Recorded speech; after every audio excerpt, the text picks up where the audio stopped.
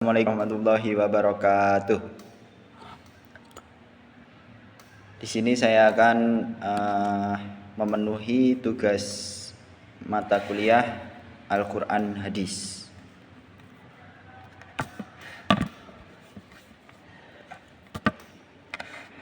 Pertanyaan pertama, langsung saja, apa yang Anda ketahui tentang sejarah dan perkembangan hadis? Jelaskan dan berikan contoh. Hadis merupakan sabda Nabi Muhammad yang disampaikan pada umatnya untuk sandaran hukum setelah Al-Quran. Hadis merupakan perbuatan atau perkataan Nabi. Selanjutnya, hadis berkembang seiring perkembangan zaman, terus berkembang dan banyak inovasi-inovasi yang terjadi pada hadis. Berikan contoh. Contohnya itu ada dua perkembangan hadis pada masa Nabi Muhammad dan pada masa pembukuan. Pada masa Nabi Muhammad itu hadis disampaikan oleh Nabi Muhammad secara langsung kepada para sahabat, lalu dihafalkan. Ada beberapa juga sahabat yang mencatat hadis tersebut. Selanjutnya, hadis pada masa pembukuan. Hadis mulai dibukukan pada abad ke-3 Hijriah. Pada saat itu hadis mulai dibukukan. Banyak hadis-hadis terkenal yang mulai bermunculan seperti hadis Bukhari Muslim dan hadis Tirmizi, Abu Daud dan lain sebagainya.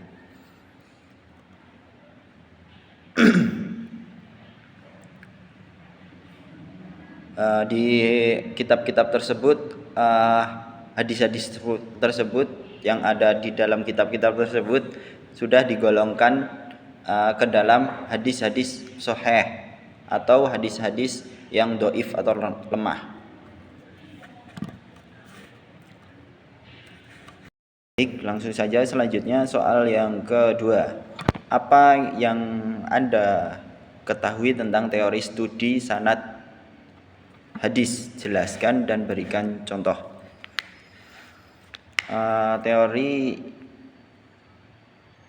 studi sanad hadis itu sangat penting di dalam ilmu hadis, di mana memegang peran menjaga atau menyeleksi di mana hadis harus sahih dan menjamin keabsahan hadis, validitas hadis tersebut.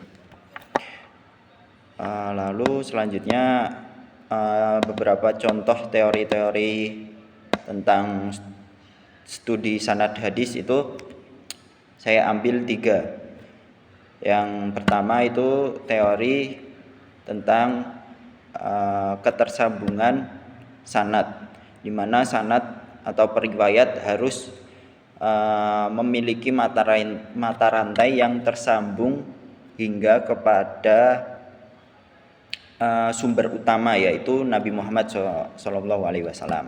Yang kedua itu teori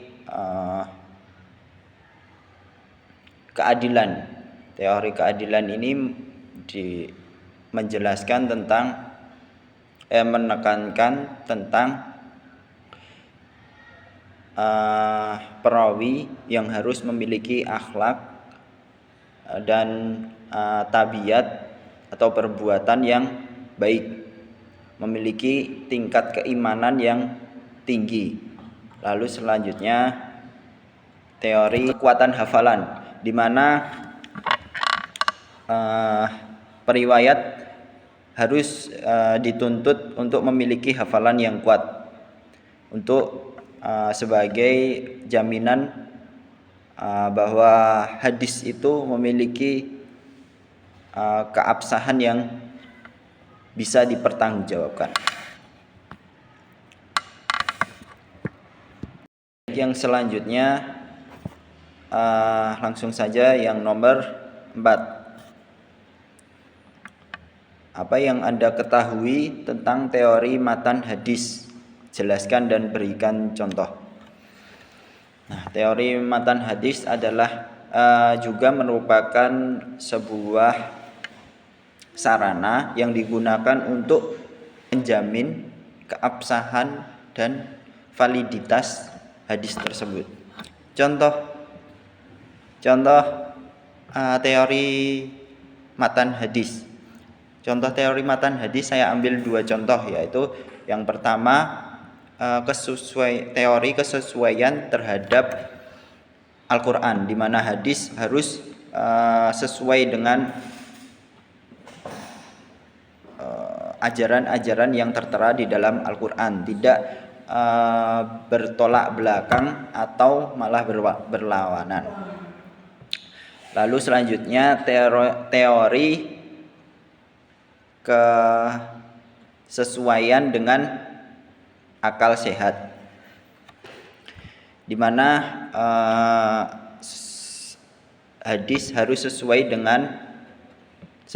atau berpedoman dengan akal sehat atau logika manusia, tidak bertentangan. Sekian dari saya, kurang lebihnya mohon maaf.